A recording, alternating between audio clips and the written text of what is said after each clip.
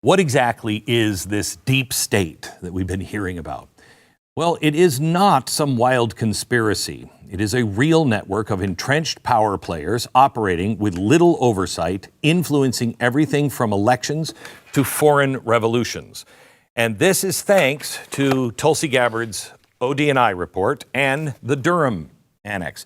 These have both been declassified. This is proof now how it works. And we began to go through, and it connects so many dots. And we found what I found back in 2009 or 10. It's a largish but small group of people that are really doing this. A lot of the people in the government that are involved might think that they're just doing the right thing and this is all organic, but it is not, as you will see. These two documents have shown the inner workings of the deep state in a way we have never been allowed to see before or given access to previously. It describes a complicated web of government figureheads, bureaucratic institutions, think tanks, NGOs, and various funding mechanisms that enable a parallel government to usurp the power of the elected government. A lot of people won't buy into this, and I know that.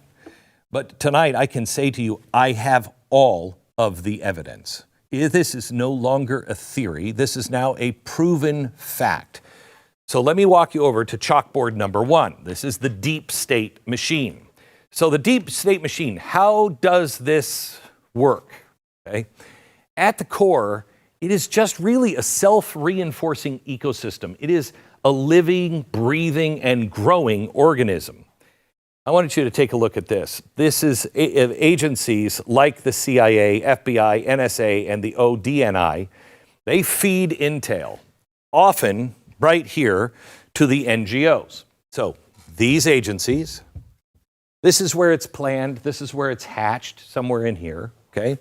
And then it's fed down to the next level, to the NGOs, to the think tanks. These groups launder it into independent reports.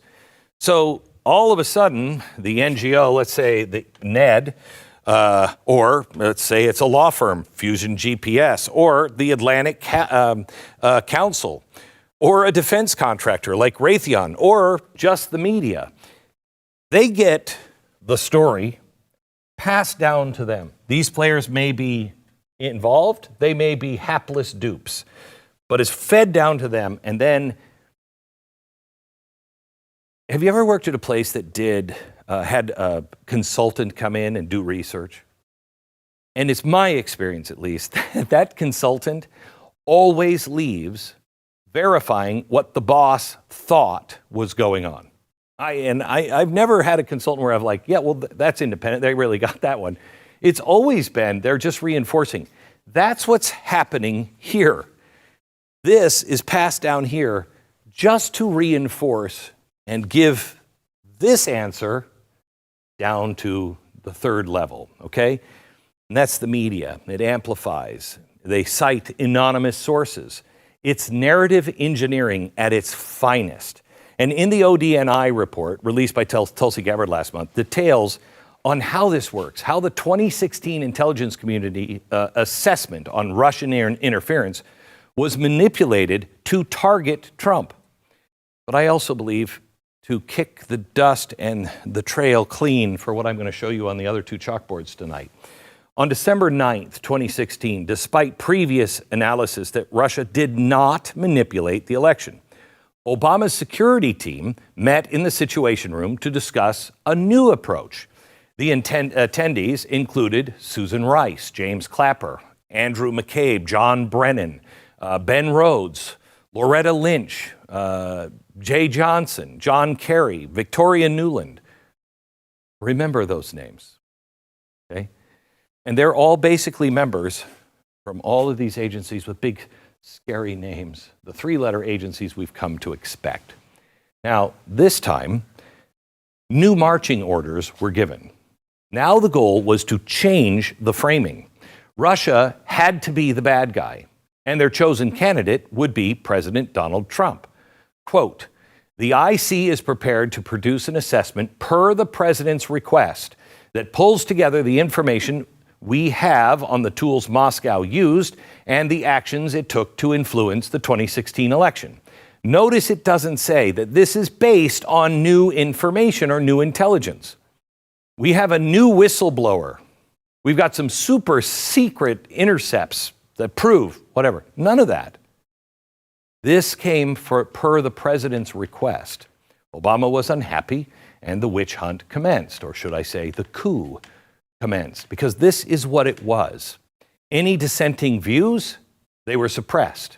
The Durham annex goes further. It reveals how the FBI failures, when they failed to prove Clinton's plan to link Trump to Russia, they refused to consider the intelligence to be credible, even though the CIA was all but screaming to them that it was credible.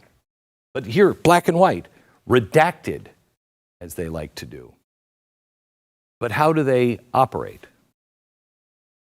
Okay, levers of operation. So let's just take the Donald Trump thing. These guys decided, no, this doesn't fit the narrative. We want to go for this narrative. So the boss, the president, said, we need this narrative. So these guys went down and they fed a bunch of things, Fusion GPS, the think tanks, the media, sources, confidential sources, unnamed sources tell us that Donald Trump is being investigated. So they're feeding it here. These guys, if they are hapless dupes, they're really stupid at this point. But I believe they know what they're doing because they keep getting it and going from the very same source. Then the levers of operation. The levers of operation is where the rubber meets the road. This is where the power of the impact comes. The first thing to do is surveillance. Now remember, just like that consultant that goes to your office and finds what the boss is looking, they are not actually doing surveillance and going and getting a FISA because they have information. They are looking for information and they're looking for a specific answer.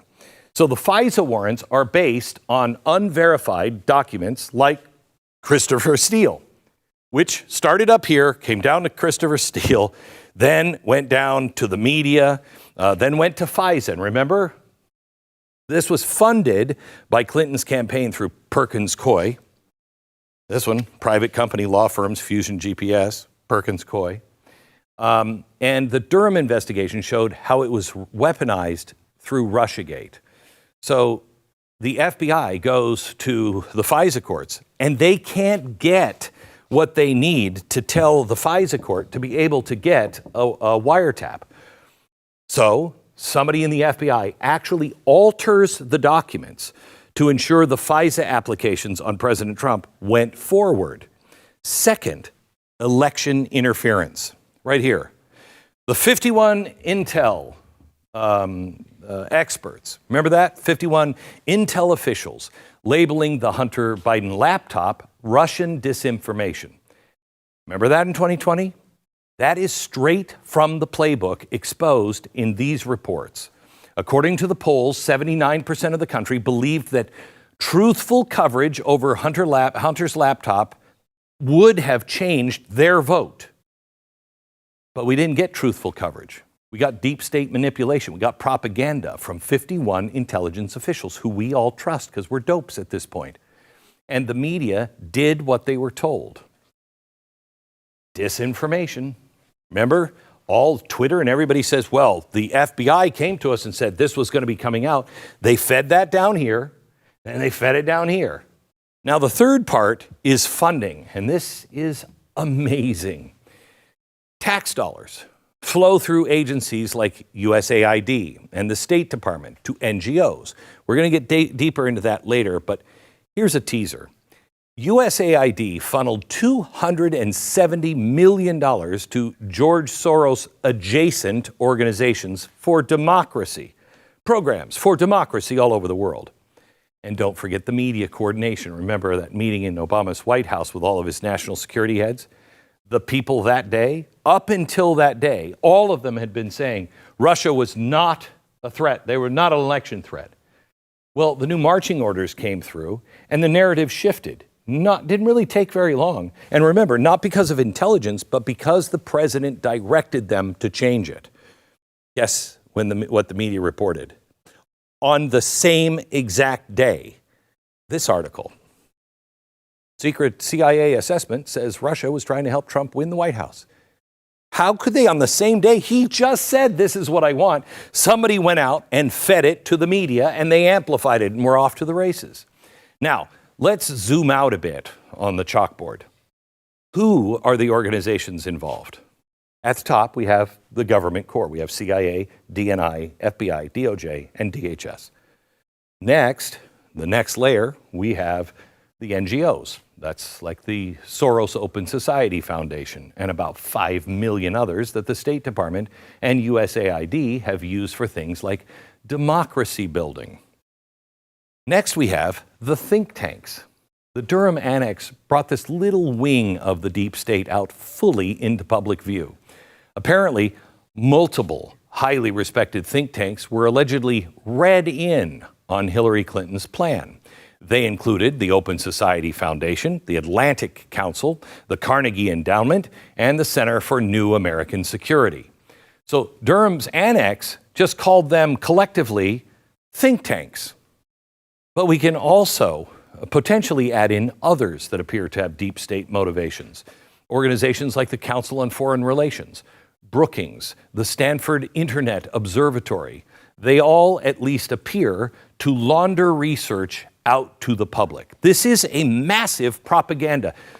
The guys at the top come up with the narrative. They get people to prove it, leak it.